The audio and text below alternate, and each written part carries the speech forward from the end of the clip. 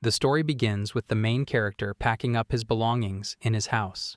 After sealing the last box, he pauses and lets out a quiet breath, feeling slightly relieved. He is scheduled to leave the next day, but he still feels attached to the house. The place has a strange reputation, with rumors suggesting it might be haunted. However, during his time there, he has never experienced anything unusual himself. He had arrived in Tokyo with no financial support and was completely dependent on a property broker who eventually introduced him to this particular house. After thinking about it for a long time, he decides to stay in the house mainly because it costs nothing to live there. He has moved to the city to pursue a dream he cares deeply about, so he is willing to endure difficult conditions. At first, he prepares himself for the worst, even accepting that he might lose his life.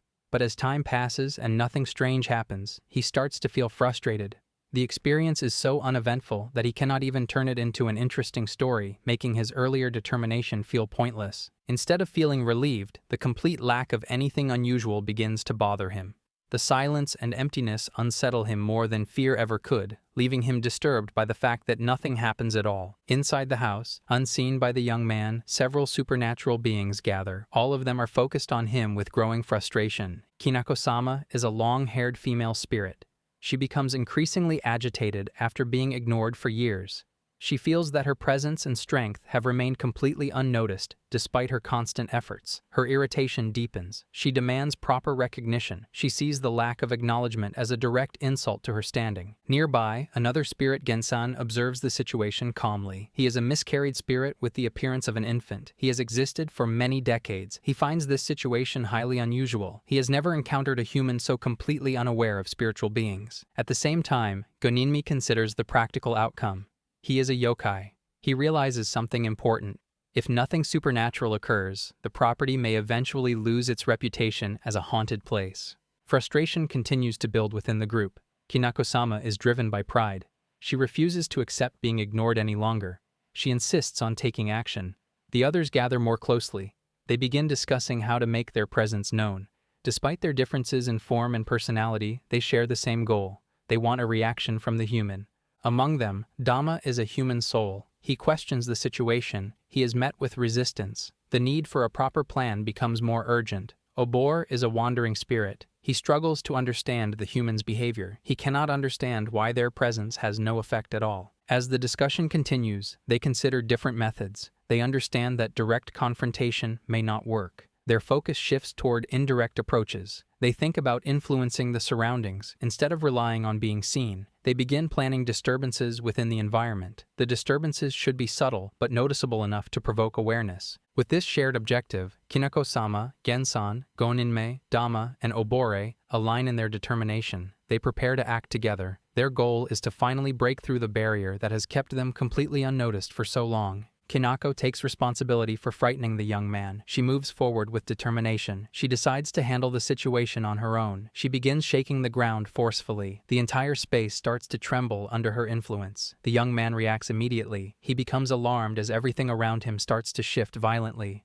Kinako continues her attempt. She wants him to become aware of the presence of spirits. She wants to force acknowledgement through fear. However, the young man misinterprets the situation. He thinks the disturbance is just a normal earthquake, not something supernatural. Instead of noticing her effort, he becomes more panicked. He believes it is a common but dangerous event in the city. As the shaking persists, his fear increases. He focuses entirely on the idea of an earthquake. He does not consider any unseen force. Kinako-sama becomes frustrated. Her actions fail to achieve their purpose. She realizes something important. He does not connect the event to her presence. The gap between her intention and his understanding remains unchanged. Her attempt becomes ineffective. The young man continues to respond only to what he believes is a natural disaster. After the situation settles, the boy casually states that the recent earthquake was not frightening at all. He remains unaware of anything unusual around him. Kinako exists as a spirit. She cannot be seen by him. She gets frustrated because her actions do not make him notice anything. Goninme explains that directly confronting him will not work. He says the boy needs to experience something clearly unnatural. Only then will he believe that spirits exist. Kinako considers this method too complicated. Goninme expresses confidence in her ability. She rejects being treated too familiarly. She continues trying to influence the situation. Near the entrance, writing appears. It suggests Kinako's presence. The boy notices it, but he cannot understand its meaning. Kinako observes this. She realizes her efforts are still going unnoticed. Strange sounds begin to echo around the area, and our boy hears them. However, he assumes they are just technical issues with his Bluetooth device. He removes his ear equipment, thinking it is malfunctioning, and as a result, he fails to notice anything supernatural. Soon after, while he's watching a cat video, she hijacks the screen, but our lad doesn't consider it at all. Kinako's attempts are ignored yet again. Goninmi tells Kinako to stay focused, while another observer comments that trying to use all human senses at once is ineffective. They also point out that the boy showed some fear earlier during the tremor. Kinako grows increasingly agitated and insists that the earlier event was not an earthquake. At that moment, our lad reacts strongly, but not because of anything supernatural. Instead, a large cockroach suddenly appears in front of him, clearly visible. Frightened by the insect, he panics and reacts intensely. Despite this, he remains completely unaware of Kinako's presence. Watching this, she realizes that his fear was not caused by her influence at all. The boy escapes the cockroach and slowly regains his composure. Meanwhile, Kinako grows increasingly frustrated. His complete lack of fear toward her presence irritates her, especially since even her attempts to create a frightening atmosphere have no effect. Soon, the boy's thoughts begin to shift. He reflects on his past experiences in the house and starts to question whether anything unusual has ever really happened. He wonders if he may have overlooked small incidents without realizing it. At that moment, Goninmi explains that spirits can read human thoughts and interfere without being noticed. As a result, the boy's memories begin to surface. He recalls times when the hallway suddenly became damp, which he had dismissed as a plumbing issue. In reality, Goninmi explains that Obore, a water spirit, had been using leftover bathwater out of curiosity, not to scare him. Another memory follows. The boy remembers often hearing crying outside the house, which he had ignored as coincidence. Goninmi reveals that Gensan had simply been trying to greet passing children, unintentionally frightening them. Gensan defends himself, insisting he meant no harm. The boy then recalls hearing a disturbed person shouting outside at night, something he had accepted as normal city noise. Dama explains that he caused the incident by possessing a human. More memories surface, including objects falling inside the house. The boy had always seen them as minor accidents, but Goninmi admits that he caused them, using his limited abilities to create small disturbances. Throughout all of this, Kinako watches silently as the boy slowly begins to connect the events. Even now, he does not fully recognize her or accept the presence of spirits. Still, a faint sense of realization begins to form in his mind. Kinako becomes emotionally overwhelmed. She realizes that none of the earlier incidents were strong enough to prove her existence. She falls silent and withdraws, while the others quietly notice her unusual state. Dama studies her expression and remarks that something seems wrong. Goninmi steps in and tries to calm her, urging her to stay composed. Kinako responds weakly, mumbling about offering a snack. Her behavior feels distant and unstable. Dama observes her again and notes how deeply affected she seems. She then speaks with despair, saying the boy will soon leave and has never been aware of her presence at all. Dama questions why she is reacting so strongly to this realization. Suddenly, the environment changes. The lights go out. Goninmi assumes it is a power failure, but Dama disagrees, insisting it is intentional and caused by the boy. Gensan watches closely and notices the boy doing something unusual. He has arranged symbolic items in front of him and appears to be performing a ritual, focusing intensely as if waiting for a response. Dama clarifies that it is not a real ritual, just the boy's improvised attempt to test whether anything supernatural exists. The boy prepares himself and declares that if any spirit is present, it should reveal itself clearly. He wants proof. At the same time, he reflects that even if nothing happens, the experience could still become a memorable story, though he still hopes to encounter something real at least once. Suddenly, one of the candles in front of him goes out, and the atmosphere shifts instantly. From her unseen position, Kinako watches in silence. At night, Itsuki stands outside the house. She observes the presence within. She recognizes that it has weakened greatly. It is now only a faint remnant of what it had once been several years earlier when she had faced it before. She considers the possible reason behind this change. Her grandfather speaks to her. He informs her that all members are already in place. He confirms that they are fully prepared to act at any moment. With that confirmation, Itsuki moves forward without hesitation. She acknowledges the situation before stepping into action. She carries a firm resolve as she directs her intent toward bringing an end to the deep-rooted malice. She knows that such a presence will not be allowed to continue into what lies ahead. The boy relights the candle and continues his strange questioning, trying to test responses by comparing things like cats and dogs. As he speaks, the candle linked to no suddenly goes out. Shocked, he realizes that something is actually responding. It becomes clear that a spirit is present. Around Kanako, the other spirits grow excited, sensing that contact has finally been established after many failed attempts. Dama reflects on the strange events that have happened in the house over the years, suggesting that many were connected to Kanako.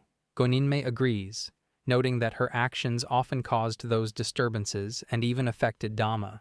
Gensan urges Kanako to act, recognizing the importance of the moment. The tension rises as the spirits focus on the boy, closely watching his reactions. The boy continues speaking hesitantly, still trying to confirm the presence of a spirit. At that moment, the candle for yes suddenly goes out, increasing his confusion and fear. The spirits encourage Kanako to move forward, seeing his fear as proof that their efforts are working. They support her as she influences his emotions. Kanako then appears to the boy in a visible form, taking on the shape of a beautiful girl-like spirit. Her presence begins to affect his senses directly. Overwhelmed, the boy reacts with a mix of fear and excitement as he realizes that a spirit has finally appeared right in front of him. As Itsuki enters the house, her grandfather continues his prayers. He reflects on the nature of spirits, believing that for them, neither gods nor sacred beings hold any real meaning or presence.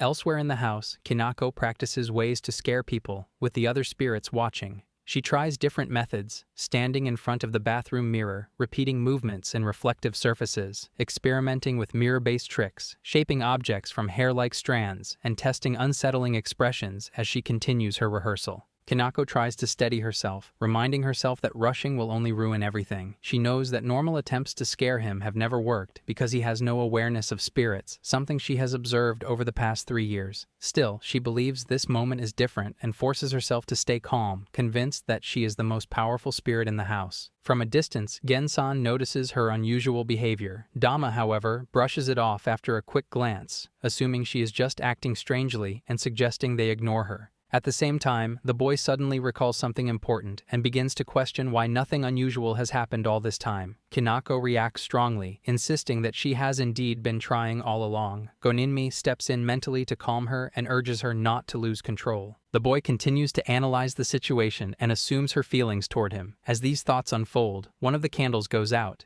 He then considers another possibility and questions whether her feelings are negative instead. Kanako, overwhelmed by frustration, reflects on how many times she has been made to feel insignificant and misunderstood during these years. In response, another candle is extinguished.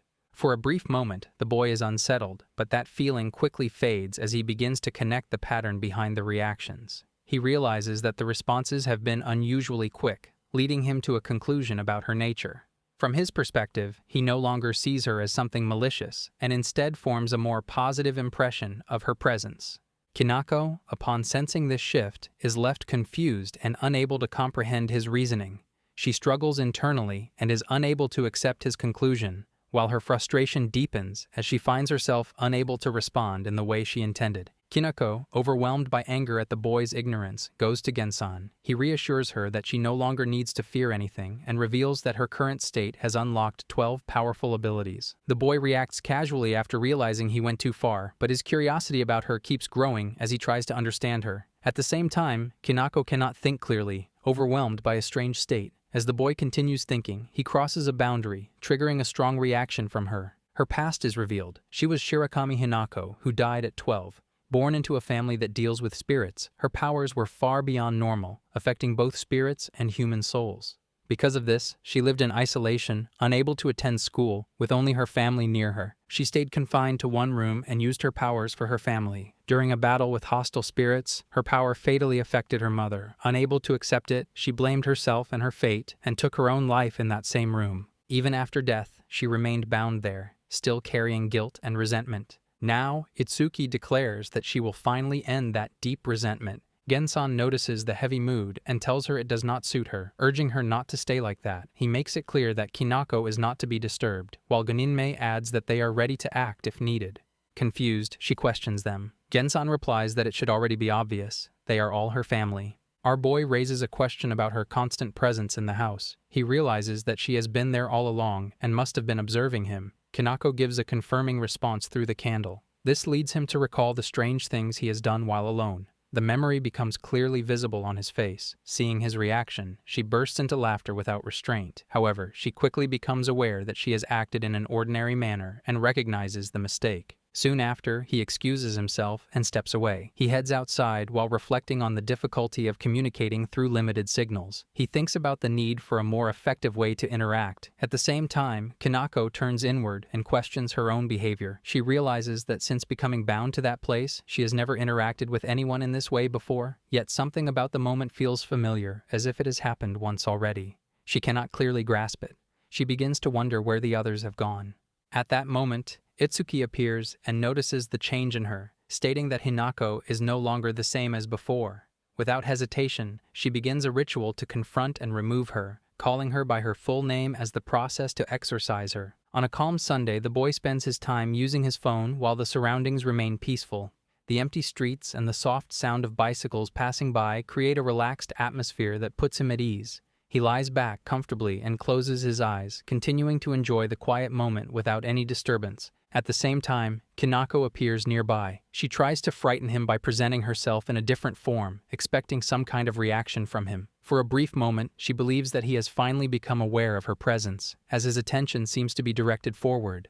However, despite her effort, he remains completely unaffected and continues resting calmly, showing no sign that he has noticed her at all. Before Itsuki arrives at the house, she speaks with her grandfather. He is shocked when he hears that someone is living there. He explains that years ago, they tried to enter that house but failed. After that, he learned that a young man had been staying there for the past 3 years. He also mentions a spirit named Shirakami Hinako. She bound herself to that place because of intense self-hatred. Over time, she became a spirit that rejects everything around her. It is believed that the man inside may be in harmony with her presence instead of rejecting it, and he may be affected by it. There is also fear that he may have already lost his awareness and become like an empty shell under her influence. The memory of cries coming from that room still remains in his mind. As long as the spirit exists in that condition, the suffering is expected to continue without end. After hearing this, Itsuki decides to go and save the spirit-bound girl. She reaches the house with urgency. She notices that the tenant is not there. The room feels empty. She becomes alert and cautious. She tries to understand where he has gone. She does not lower her guard. Inside the house, in another area, the young man is in the bathroom. He suddenly hears strange sounds around him. The noises make it feel as if someone has entered the house. He thinks someone is moving inside while muttering continuously. Fear begins to build inside him. He remembers that the front door was not locked. Panic increases. He also realizes that his phone is not with him. It is left in another room. He feels trapped and helpless. His fear grows stronger. In desperation, he calls out for help, hoping someone will save him. Kanako angrily confronts Itsuki upon seeing her, while Itsuki's grandfather continues praying, ignoring the chaos. Kanako shows strong hostility toward her. The scene flashes to the past when Jen offered to remove the boy from the house. If that is her intention, then asks for Kanako's identity. She reveals her name. He notes that it sounds unusual, then introduces herself as Jen and treats it as a formal introduction. Jen explains that the disturbances are caused by a wandering spirit and observes that it is gradually accepting Kanako's presence, suggesting a growing connection between them. Kanako remains hostile, while Jen calmly identifies her as a powerful earthbound spirit. Suddenly, an unnatural entity forms in the ceiling, escalating the tension. The scene reveals how Kanako met her yokai family. At present, Itsuki attacks to contain the intruding entity, further destabilizing the space. Kanako is thrown to the ground and begins questioning her actions, feeling she may be harming her family through this conflict. Itsuki silently watches Kanako, sensing she has stopped resisting and reflecting on her own past and failure even as a spirit. She considers ending the situation completely. At that moment, the grandfather's voice calls out, urging Itsuki not to hesitate and to perform the final rites immediately, warning that delay will worsen Kanako's condition. Kanako muses how she was ignored by our lad, so she resolved to make her existence known and not be dismissed, though she feels she has failed. But he expresses curiosity about the ghost just recently. Kanako also silently longs for understanding and connection. Her thoughts are interrupted as he enters, asking who Ne-san is and what she's doing in his home. Earlier, he comes out of the washroom in a highly anxious state, mentally preparing himself as he tries to gather the courage to leave quickly. He plans a possible escape route in his mind, believing that if he moves fast and takes the shortest path, he can avoid danger. He remains tense and hesitant for a long time, repeatedly counting down as he steels himself to move. After prolonged hesitation, he finally exits in a sudden burst of panic and immediately reacts to an unfamiliar presence in his room. He is startled by something unusual and hears what he believes is a woman's voice, which heightens his fear as he struggles to understand the situation. He panics further, questioning whether he should escape immediately or avoid any involvement with the unknown presence. He considers calling for help, sensing possible danger. Despite his fear and confusion, his body moves before his thoughts settle, driven by instinct rather than logic. At that moment, his actions are purely instinctive, while his mind remains scattered and overwhelmed by fear and uncertainty. On New Year, our guy spends time alone on his phone, reflecting on his situation and emotional state. He thinks about not being able to return to his parents' house and realizes he has felt lonely since the start of the new year. He wishes for someone to be beside him and considers how comforting companionship would be. He then thinks about the strange atmosphere of the house and starts wondering if it might be haunted. Despite his fear, he feels willing to endure the presence of a spirit if one exists, hoping something unusual will finally appear. His thoughts continue in a scattered flow as he imagines being more social in the future, spending time with others, and experiencing normal human connections. He also acknowledges his difficulty in forming relationships and even briefly considers dating, though he feels uncertain. Meanwhile, Kinako is present in the same space, trying to frighten him and influence his emotions. She attempts to create fear in the environment, but her efforts have no noticeable effect. He remains absorbed in his thoughts and shows no reaction to her presence. At present, as he enters the room, Itsuki immediately observes him with suspicion. She questions his identity as the resident of the house. She also wonders where he has come from. She becomes deeply unsettled by his behavior. She notices that he appears unusually calm. This is despite the overwhelming spiritual presence filling the space.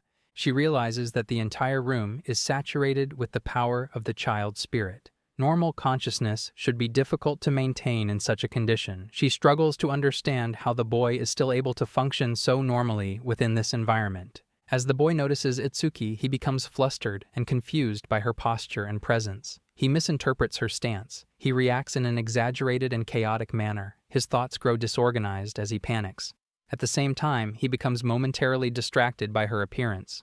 This increases his internal confusion even more. He begins to debate within himself whether to escape or remain. However, his reasoning quickly breaks down. Fear and intrusive thoughts mix together. This leaves him mentally unstable and unsettled. Observing his reaction, Itsuki briefly considers that the boy may already be influenced or attached to a spirit. She questions his unusual behavior again with this possibility in mind. At the same moment, Kinako becomes involved in the situation. Itsuki tries to maintain control over her attention and focus. However, Kinako suddenly pushes her away. This abruptly shifts the situation. It forces Itsuki to react immediately. Itsuki is caught off guard by the sudden change. She momentarily loses her composure. She struggles to regain control. She questions whether she misinterpreted what she heard earlier. Kinako advances as the confrontation intensifies. Itsuki quickly forces herself to recover her stance. She reassesses the unfolding conflict inside the room. The grandfather steps back into the fight. He sees that Kinako and Itsuki are both in danger, so he acts immediately. He strengthens his barrier and tries to trap the target inside it. He tells Itsuki to endure the pressure until she regains control. Then he keeps pouring his spiritual power into the barrier to hold everything in place.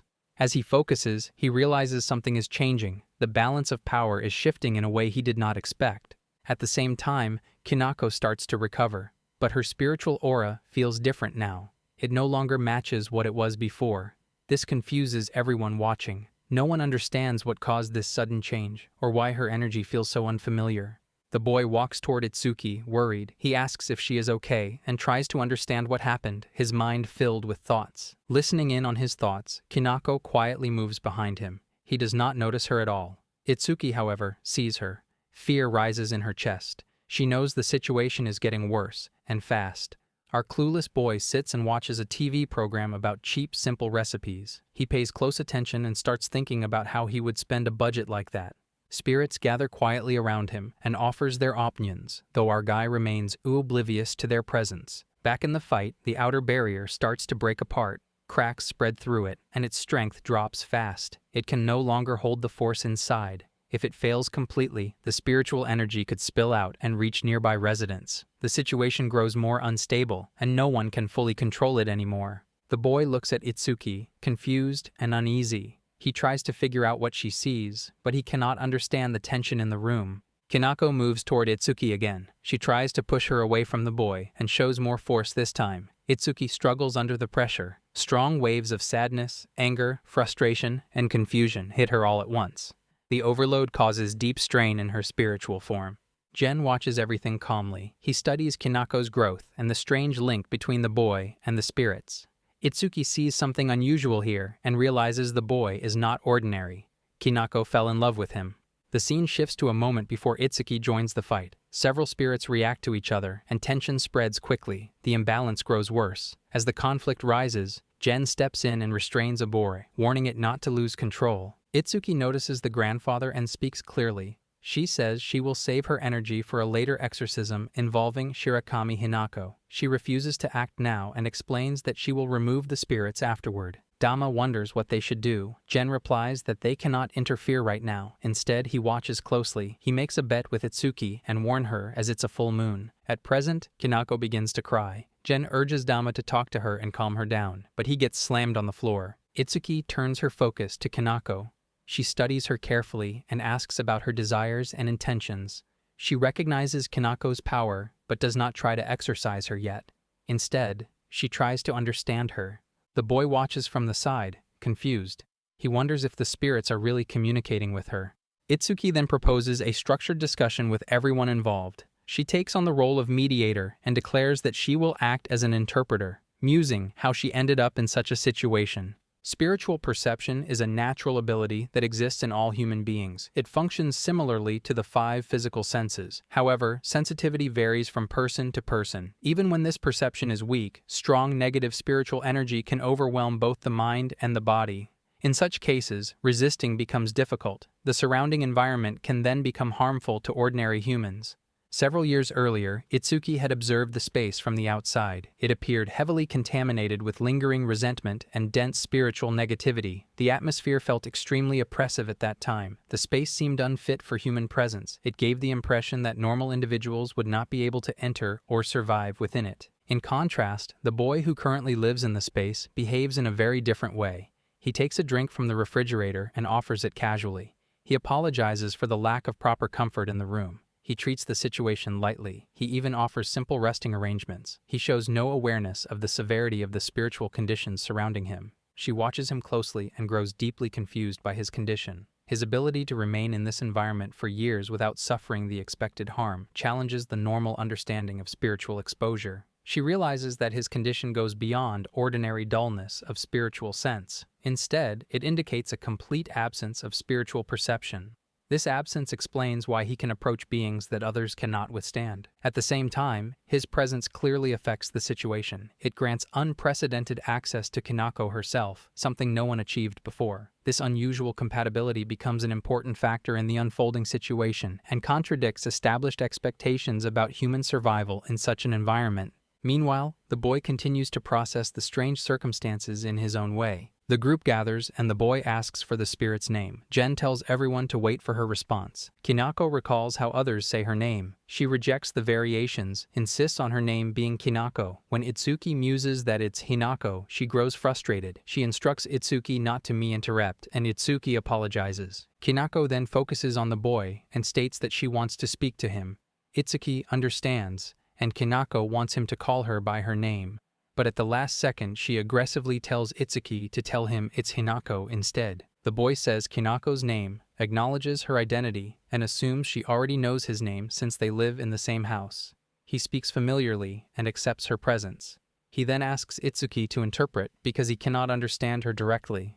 Kinako becomes overwhelmed when she hears her name. Excitement surges, but her emotions destabilize, and she struggles to control herself. Itsuki monitors her and recognizes her unstable state. Kinako internally asserts her identity and power. Itsuki explains Kinako's condition to the boy. He asks for clarification and tries to understand, but the situation remains unresolved.